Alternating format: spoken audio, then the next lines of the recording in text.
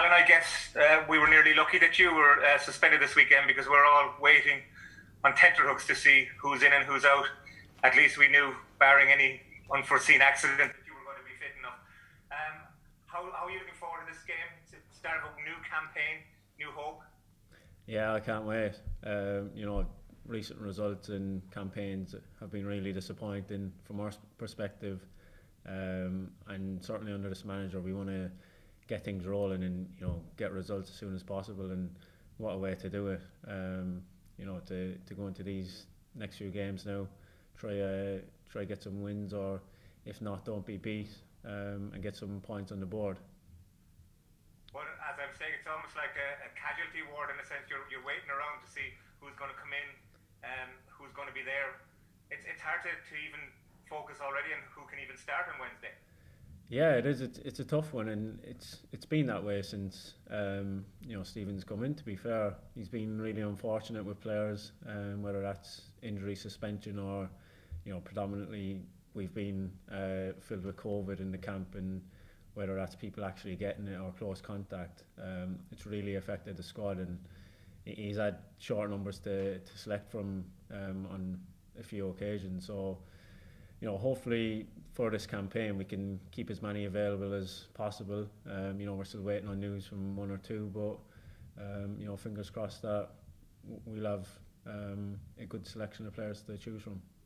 And a positive result on Wednesday would be the best way of getting Slovakia out of the system, I guess. Yeah, of course. It seems like a long time ago now, but in international football, that's the way it is. Because it's so spread out, you get time to go back to your club and kind of put it behind you, and that's what we've done.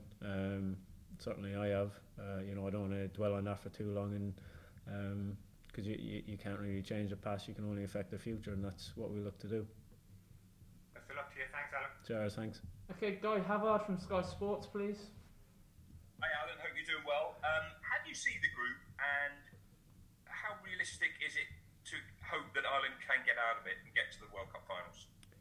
It's a tough group. I think any group would have been, any selection of teams. It's international football, so it's always going to be a tough one. On paper, people probably rule us out, if we're being realistic. Given our recent results, haven't been doing well enough. So I'm sure the critics will have already ruled us out, but us as a team and as a nation, we're always ones to thrive off this and be the underdog and come out on top, and that's what we'll be looking to do. We've got to be as optimistic as possible, and we'll be going into every game looking to win it. Make no doubt about that. That's what we've always done, and we want to live up to the history of teams gone before us. Getting through to the big games and the big stages, and we want to keep that going. Because of the problems that you've had with goals, not just in recent times, but sort of recent years, isn't it really, and a lack of maybe a really world-class centre forward or a top-class centre forward, does there have to almost be a different way, do you feel, to get the goals, and is it down as much to you boys in midfield to provide the goals when you don't have a centre forward who's going to maybe carry you in the campaign? Yeah, I would probably say that. I think, as you said, in previous years there has been a world-class striker and someone that can make something for nothing. That's the person you look to, and he's the one that will get you the goals, will win you the games. But unfortunately for us, we haven't had that person of late. So yeah, it's going to have to be goals throughout the team. You're going to have to get it from midfielders, wingers, defenders, set pieces, because we're really strong from set pieces. We've got some big guys coming up from the back. So you're expecting everyone to chip in, and that's the way it's got to be. We've always been built on our togetherness, and we're going to have to be together in this and make sure that everyone's pitching in, not just defensively but attacking as well. Thanks, Alan. Thank you. McDara Ferris, extra time, please. Hi, Alan. Just with the campaign so condensed, just how important is it to get a good start? The games are going to come across the next 6 months. How important is it to get a good start in the next week? I think it's crucial. I think if you get off to a good start, it breeds confidence throughout the camp and gives you a platform to build on. I think if you come up short, then you're always chasing. So, like any other competition, you want to get off to a good start, a fast start, and we want to do that. Try to accumulate as many points as we can in these next couple of games and see where that takes us. And the prize at the end of it is a trip to the World Cup. What are your memories of your first World Cup? Presumably it's back to 2002. Yeah, that's you're spot on there. I don't think I would have seen anything previous to that. So it's been a long time since this country has taken part, and as a footballer growing up, that's the dream. That's the big stage that you want to get to, and we're all here now. We've got a chance to put things right and finally qualify for one, and give people at home a bit of hope and something to cheer about in these tough times.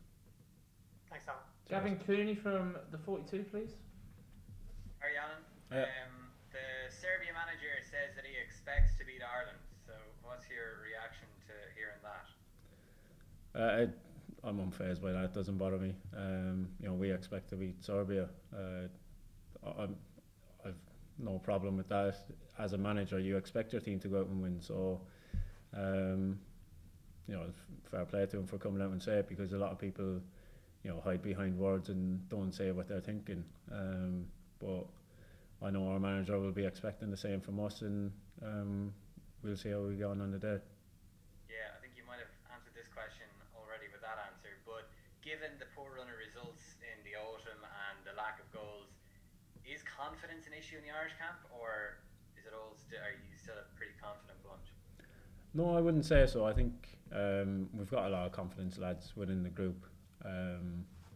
I think it did take quite some time to go through that transition, changing managers, style of play, etc. You have to get used to it. There's a lot of new faces in the camp as well, and it's about gelling together. It hasn't come together as well as we would have hoped so far. But as I said before, what a way to capitalise on it and make sure that this is the time where we come out on top and we all gel and go and do as well as we can.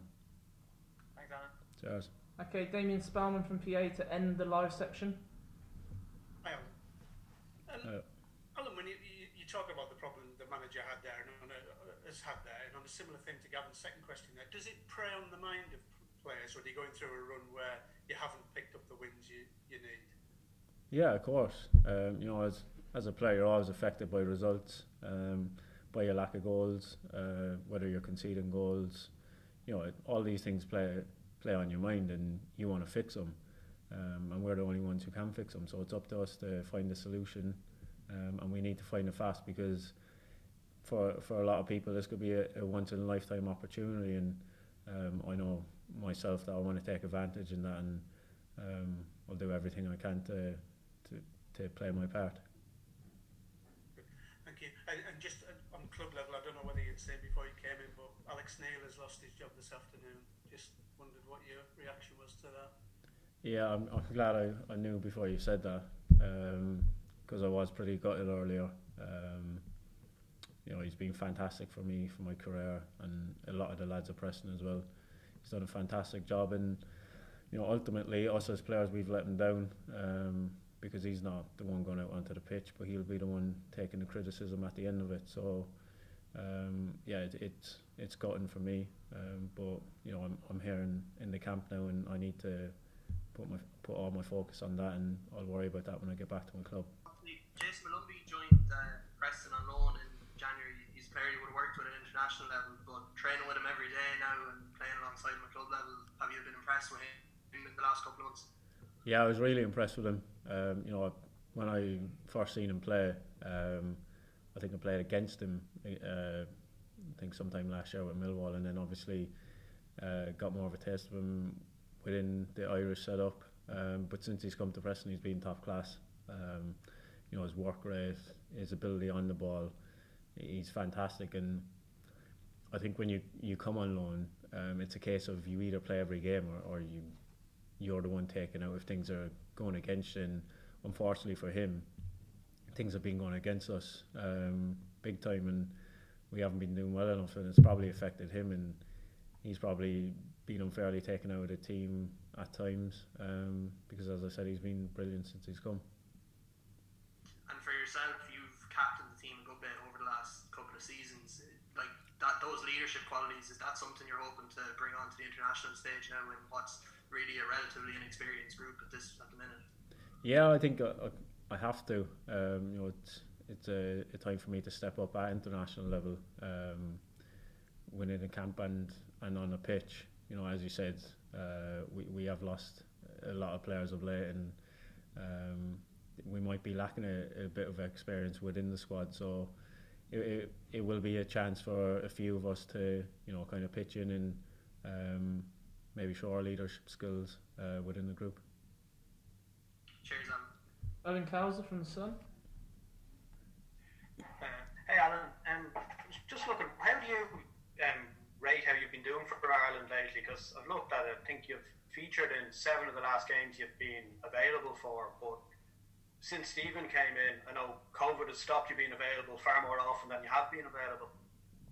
Yeah, it's been kind of a stop-start for me under the new manager, especially with COVID.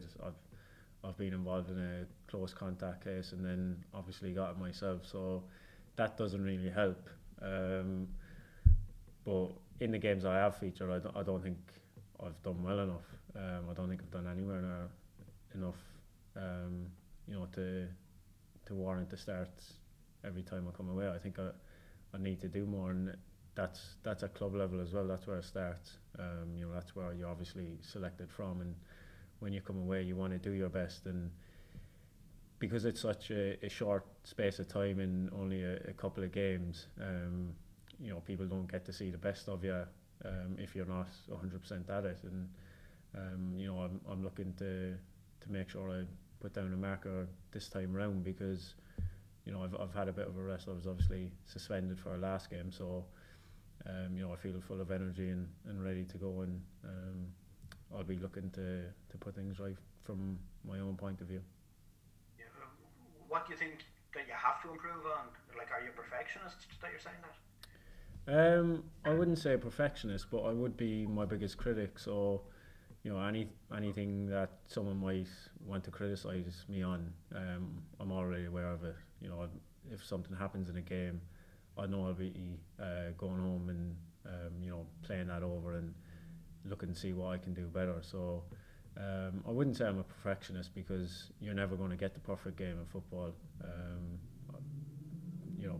The perfect game is very hard to come by, and even for the best players in the world. So I think I need to come to reality a bit, and I'm a championship player at the moment, so I can't think that I'm this world beater, but I do want to do a lot better than I have been doing for my country. Thanks very much, Alan. Emmett Malone, please. Alan, hi, how's it going? Listen, just on that, I mean, your versatility obviously gives Stephen several options in terms of where he might put you into the team over the course of these 3 games. I know you sort of talked about this before, but what are your preferred positions, and what kind of strengths do you think you bring to the relative different positions that you can play? Well, to start with, I think being as versatile as I have been is probably a good thing in terms of if people aren't available, I can fill in. But my preferred position is playing in the number 10. I think I would be a bit different in your modern day number 10, where they're probably more technical. I like to run off the ball, make runs in behind, kind of open up the fences that way, and I always hit the box and try to get on the end of things. So that would be my preferred position, and in my opinion my best position, but whether the manager sees me in that position here or not is up to him, and I'm happy to play wherever I'm put. And has Stephen talked to you about that? I mean, because he's talked to us a little bit about it, and he has talked about seeing you as an attacking player. But given the kind of issues that there are across the squad, really, has he spoken to you at all about other roles that you can play for him, or what, or is it that primarily that position that you think he would use you in? We spoke about it in the past. We haven't spoken about it because obviously we only met up today, so we've only had a brief chat.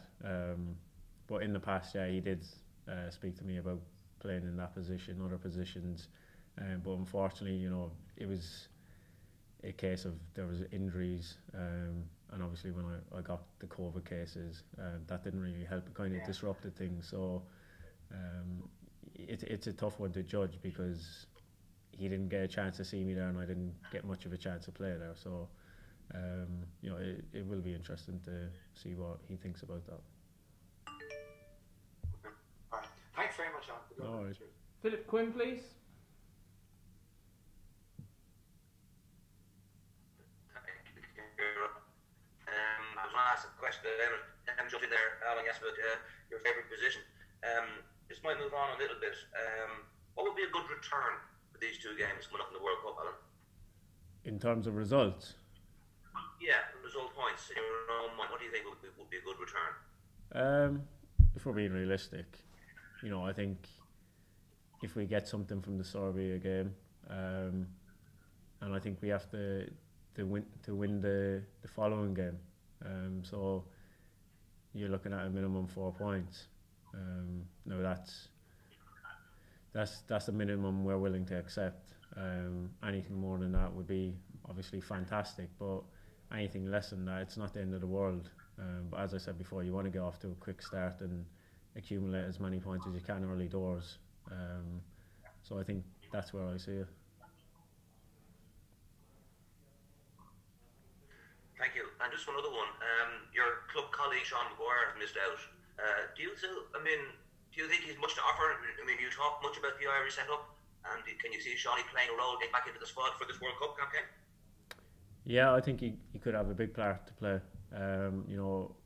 Over the last couple of years, he's had some really big injuries, and recently had not as big of an injury, but something that was affecting him, and he was carrying it for a long time. And as a footballer, you're never at your best when you're doing that. So, he had a few weeks off, and he's back in training, back in playing, and he looks back to the player that he was when he first moved to Preston from Cork City. So hopefully he starts to show that at Preston, and then he'll obviously deserve a call up if he can continue to do that and showcase what he can do on the international level.